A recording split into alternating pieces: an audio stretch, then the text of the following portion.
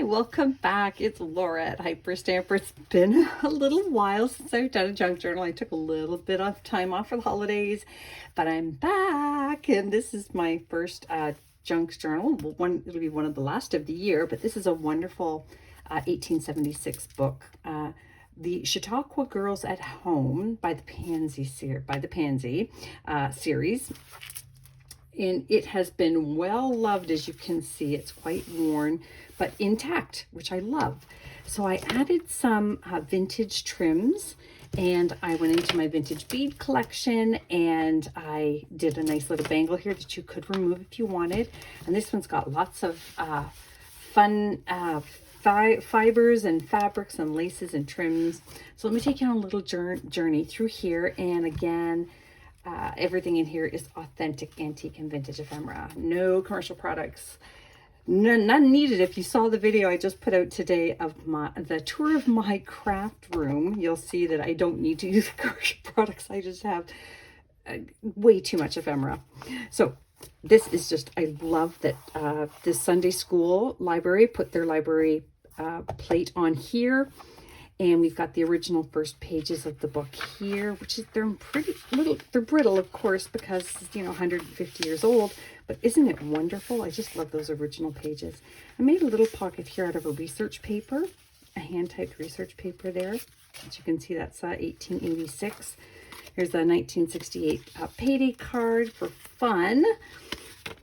And this is an 1895 advertisement in a magazine with antique paper on the back for you to do more journaling on. Lots of journaling space. And this is just another fun piece here, which is a vintage magazine. And this is from 1959. Isn't that beautiful?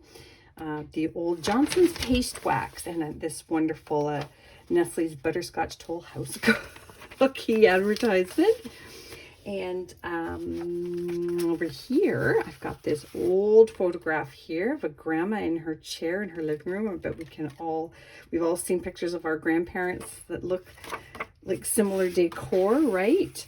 And then this is one of my beautiful pressed flowers here on top of a vintage dictionary page. This is one of the original pages of the book. Some vintage crochet there. And here's a 1955 Betty Crocker or Better Homes and Garden, one of those recipe pages. And again, we've got I put the butterscotch sauce there to match the advertisement from the magazine. I thought that was fun. There's a vintage music sheet here and a vintage, oh, Lacey, please. Sorry, just give me a sec. Lacey, bad Lacey. sorry. Okay, I'm back. So, vintage ledger sheet that came from the inside of this spine. When I pulled the spine out, this was underneath. I always like those little surprises.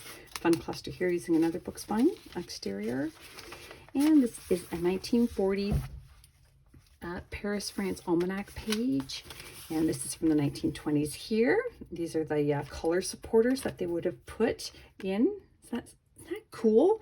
They don't make them anymore, but I just think it's really, or maybe that's what's in men's collars to make them so stiff. I don't know. It's a 1927 page down there. And this is really cool. This is from a player piano. It's antique.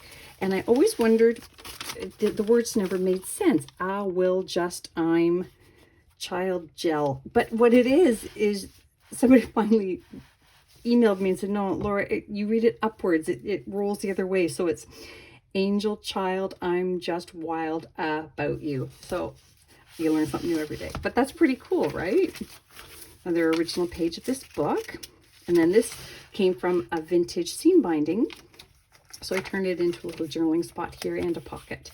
And this just has some really fun vintage flowers on it. The little pull tab out of antique paper. Another 1920s pocket page here. And this came from the 1800s. So another one of these beautiful German marbled papers. Isn't that lovely? So I didn't fold it so that somebody could either make something out of it or journal on it. This is one of those fun 1940s doilies that I acquired in an auction lot. I bet somebody thought it was just garbage, but I think it's an absolute treasure. An old crochet doily piece here. And here's a tag, journaling tag that I made out of all kinds of bits of antique and vintage magazine pages and book pages. And then this is just came out of a very, very old Monopoly game. I thought that was kind of fun, so I slip that in as well. And then of course back here, I always have to try my best to add some kind of vintage or antique bird page. So that's what this is. Isn't that cool? Beautiful. Birds of North America page.